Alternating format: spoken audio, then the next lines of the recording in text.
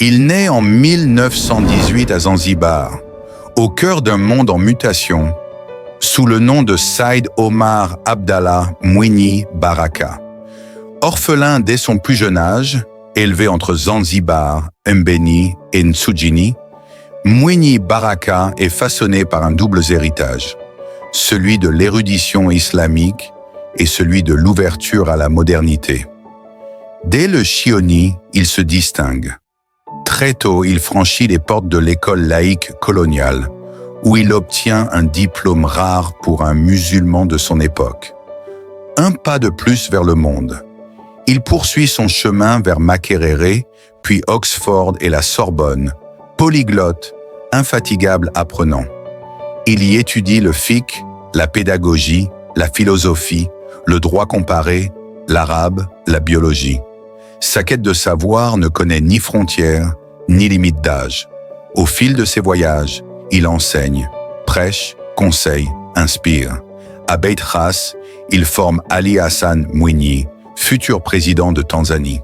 Dans les mosquées de Zanzibar, Moroni Dar es Salaam, il guide les âmes, enseigne le Coran à la lumière des sciences et invite à la tolérance.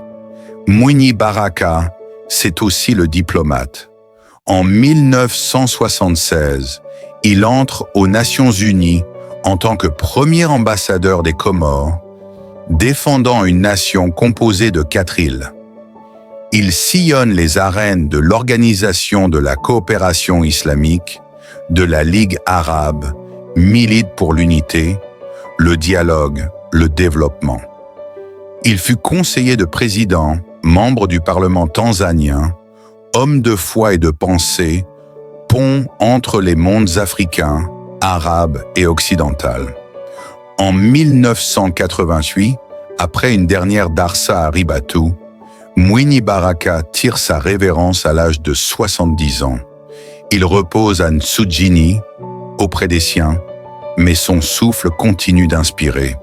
Son héritage est vivant. 3 fondations, une école, des colloques internationaux, des biographies. Son nom résonne encore dans les rues de Zanzibar, de Moroni, de Mombasa. Comme un appel à la sagesse, à l'unité, au savoir partagé.